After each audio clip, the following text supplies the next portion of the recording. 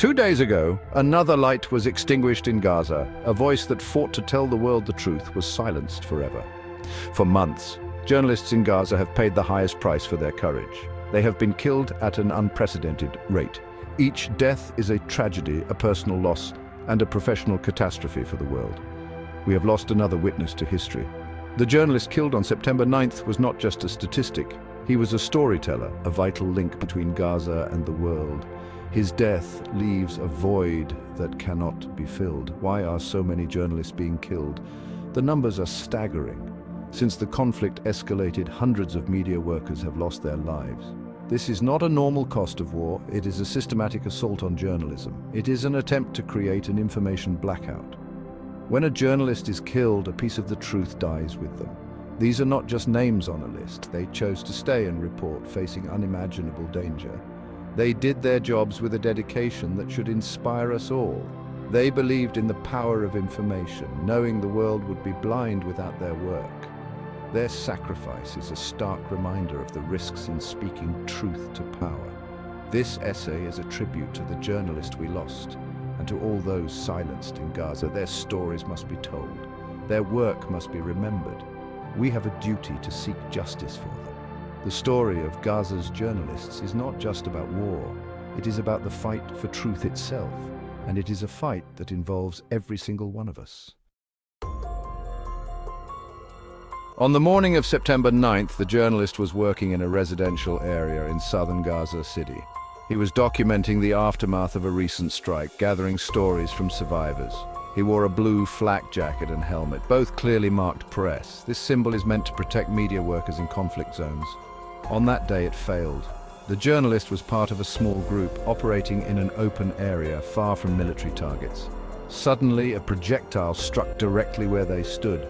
The journalist was killed instantly. Several colleagues were severely injured. The attack was swift, targeted, and deadly. The aftermath was chaotic. Cameras shattered, press vests torn, blood on the ground. These images tell a story of a profession under direct assault. The Palestinian Journalists Syndicate condemned the killing, calling it a deliberate assassination. The clear press markings left no room for ambiguity. This was not a tragic accident of war, it was a targeted killing. Military spokespersons issued vague statements claiming to review the incident. For journalists on the ground, these words offer little comfort. They've heard them many times before with little accountability. The message is clear. Reporting the truth in Gaza is a deadly risk. The world must not ignore this. Justice demands answers. The most powerful accounts come from those who were there. A fellow photojournalist injured in the blast spoke from his hospital bed. We were just standing there talking to a family who had lost everything. He was taking notes, I was framing a shot. Then there was a flash of light and a sound I will never forget. They saw us, they knew we were press. There is no other explanation. They are hunting us one by one. Another eyewitness, a local resident, said, "He was a good man, he cared about us. He wanted people to know our names, not just the numbers of the dead." He was holding a notebook, not a gun. Why would they kill him? Because his words and pictures were more powerful than any weapon. The head of a local medical team stated, "The nature of the injuries and the precision of the strike indicate a targeted attack." The victims were clearly identifiable as journalists. This was different. This was an execution. It was a message. You are not safe, stop reporting or you will be next. These first-hand accounts cut through the fog of war and official spin. They transform the victim from a statistic into a person. They reveal the terror and determination of Gaza's journalists. Their testimonies are evidence, a call for justice that cannot be ignored. They are the raw, unfiltered truth of what it means to be a journalist in a war zone. The world must listen, the world must act, the world must not let these voices be silenced. Every testimony is a piece of the truth. Every story is a demand for accountability. The courage to speak is itself an act of resistance. These accounts are the heart of the story. They must be heard, they must be believed, they must lead to change. The truth is their legacy. The journalist's death sent shockwaves through Gaza. Journalists here are neighbors, friends, family, part of the community. Vigils were held, even under threat, to mourn and show solidarity. For many, these journalists are heroes, their only connection to the outside world. His death deepened the climate of fear among Gaza's press corps. Every assignment is now a life or death decision. The psychological toll is immense, but they continue, driven by duty. News outlets debate how to keep reporting without risking more lives, but to stop would be to surrender to censorship. The community sees the targeting of journalists as an attack on their right to exist. When a journalist is killed, the whole community loses its voice.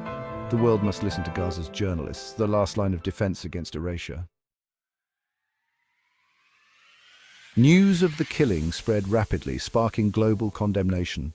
Press freedom organizations like CPJ and RSF demanded independent investigations, calling the targeting of journalists a war crime. The International Criminal Court was urged to act. Journalists worldwide expressed solidarity, sharing his work and demanding accountability. Major broadcasters and newspapers honored his legacy. On social media, his name trended as a symbol of resistance. World leaders and the UN called for protection of journalists under international law. Yet critics argue that words are not enough. Without action, the killings continue. The gap between condemnation and justice is glaring. The world is watching, but watching is not the same as acting. The crisis of impunity grows. The global outcry is a testament to the slain journalists' impact. The true test is whether this outrage leads to real protection and justice. The targeting of journalists is a threat to global peace and security. The world must do more than mourn. This killing in Gaza is not an isolated event. Around the world, press freedom is under attack. Journalists face harassment, imprisonment, and violence for doing their jobs. Authoritarian regimes and even some democracies seek to control information. The situation in Gaza is the most extreme form of this global trend. The evidence suggests a deliberate strategy to eliminate witnesses. By targeting journalists, perpetrators seek to control the narrative. What happens in Gaza sets a dangerous precedent. If impunity prevails, violence against the press becomes normalized. Defending journalists in Gaza is about defending a free press everywhere. The fight for truth in Gaza is the fight for journalism's future. An attack on one is an attack on all. The world must stand up for the right to know. Despite the danger, Gaza's journalists continue their work. They wake up each day not knowing if they'll survive. They have lost friends and family, yet they keep reporting. Their work is an act of resistance, a refusal to be silenced. By telling individual stories, they restore humanity to the victims. Their reporting is about survival and resilience, not just destruction. This is the enduring power of bearing witness. Their documentation will form a crucial historical record. It will be evidence for future justice and accountability. When the fighting stops, their work will reveal the truth. We must seek out and share their stories. Their voices are the most authentic. To ignore them is to be complicit in their silencing. By amplifying their work, we honor their courage. Their sacrifice must not be in vain. The journalist lost on September 9th leaves a legacy of courage and truth. We cannot let his death become just another statistic. Justice begins with a credible, independent investigation. The world cannot accept reviews by those implicated in the killing. Accountability must reach all the way up the chain of command. Justice is also about protecting those still at risk. The international community must pressure all parties to respect journalists' protected status. News organizations must support and defend their reporters. We must create a shield of solidarity around Gaza's journalists. We must preserve the memory of those lost through scholarships, awards, and archives. By remembering them, we reaffirm the value of their work. Even in death, their voices must not be silenced. Their legacy of truth must inspire us to keep fighting for a world where journalists can work without fear. The story of Gaza's journalists is painful and infuriating. It is tempting to look away, but we must not. To do so would grant victory to those who kill journalists. Our most powerful act of resistance is to keep watching, listening, and sharing the truth. You have a role to play. Seek out and support credible journalism. Follow and share the work of Palestinian reporters. Demand action from your leaders to protect journalists and ensure accountability. Join press freedom campaigns and add your voice. Public pressure can create real change. Let us honor the memory of the journalists killed and all those lost in Gaza. The best tribute is not just sympathy but solidarity. Let us defend press freedom everywhere. The story of Gaza is one of the most important of our time. For the sake of our shared humanity, we must ensure it continues to be told.